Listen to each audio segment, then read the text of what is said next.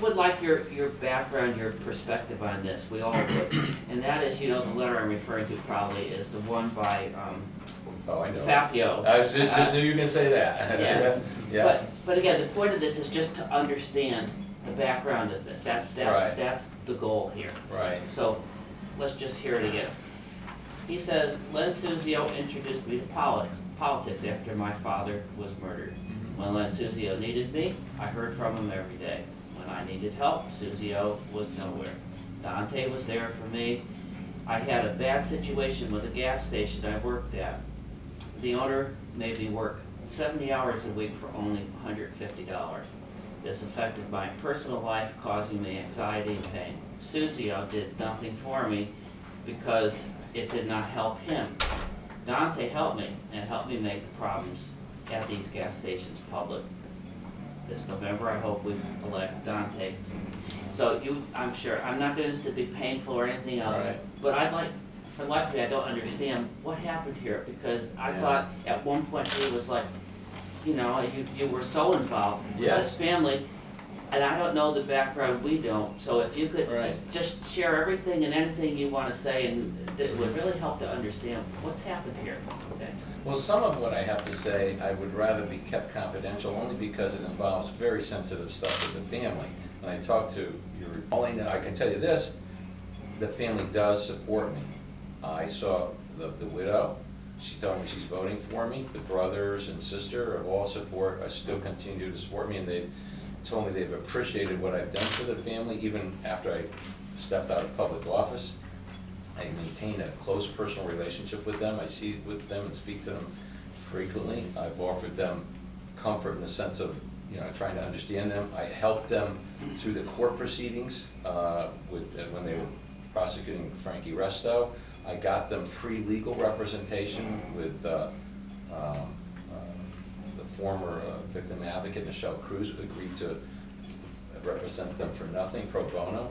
So I don't know what I can say. I feel bad for Fabio, because I think, again, losing your father the way he did, and then having also been severely beaten himself 10 years earlier, the only thing I'll say is this, and my wife was witness to this.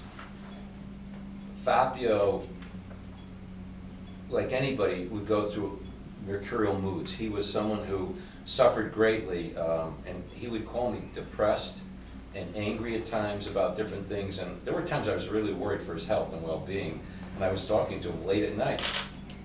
It was in no way using him whatsoever. I thought that Fabio's, to the point he came out publicly, he really wanted to. It was cathartic for him. In fact, he often called me and asked me when he could be on the news again and speak to people. So it was never in any way or any time where he was used by me in any way against his will, or even with even the slightest pressure. If anything, it was the other way around.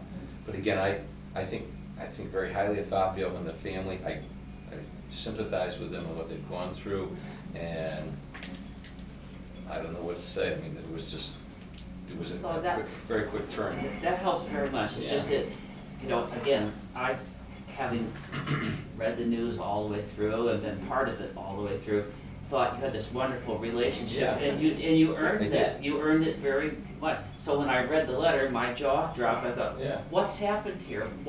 And that's why I'm asking you today if you could share with us, anything to help us understand the sea change. What would cause such a diametric change, major shift? I really after all that time and all that you poured into it.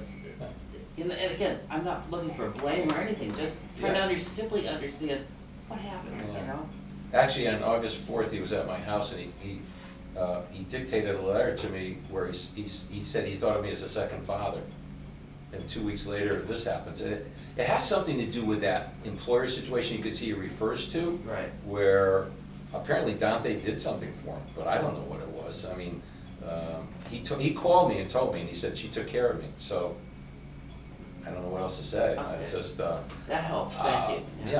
Yeah, and I would do anything I could to help anybody, including Fabio and the family. His sister actually called me 2 weeks ago. This is before he went public, actually, so maybe it was 3 weeks ago. And she said, Fabio hurting financially and everything, can you do anything to help him? And I said, have him call me and I'll talk to him, whatever I can do. But he never did, so I don't know what's going on, and I don't know what Dante did for him. And what can you do in the allegations he made about the employer? I don't know what you can say or do. I don't know what she could have done. So, that's it. So, Okay, thank you, that's good. Ask questions about that. sure. So, is there anything else in this interview? That's it, we're No, you covered it completely, so I don't see the need to belabor that further. Yeah. That's, Well, one thing you've criticized Dante over is her vote to move that legislation about the drug-free zone. Yes, yes, committee. yeah. Maybe you want to Yeah. speak more on that. Oh, absolutely, because it's not her only vote. It wasn't just an isolated circumstance. There are more votes like that. In fact, there's worse votes than that, which I will bring out in the next few weeks, because she likes to position herself as a champion of children, and yet a vote like that is totally against the interests of children. And when you look at the circumstances, it was in the Education Committee, she voted on it, and the co-chair of the Education Committee, the Democratic co-chair, voted against it, and the other Democratic co-chair disappeared. He didn't vote at all. And the other Democratic senators on the Education Committee didn't vote for it either. She was the only one who voted for it. And it's just bizarre, because you can't justify that as being something in the best interest of children to restrict and reduce the drug-free zones around the schools. And you know, I think you and I talked about the background in terms of what's his name, the senator down in Haven, Gary Winfield. I mean, the big reason why that law was pushed, to my understanding, not that law, that proposal, was that there was concern about whether, in effect, the law was discriminatory against minority drug dealers because of the proximity of the denser population in the cities, basically. So there's a lot more drug dealing going on closer to schools in the cities than in the suburbs. And my attitude is, well, that might be true, but I'm not worried about discrimination against minority drug dealers. I'm worried about minority children and their exposure to drugs and drug dealing and the violence that surrounds that. If anything, in a city, there's more protection required, not less. And here she was going along with this idea that we should reduce the drug-free zone. And in effect, she was saying, I'm more concerned about the drug dealers' rights than I am about children. Mhm. And, you know, I thought well, at first she denied it. You know, that's when I was at the debate, you saw it, I held up there's the tally sheet, Dante, you voted for it. And again, it wasn't even like her own caucus supported it.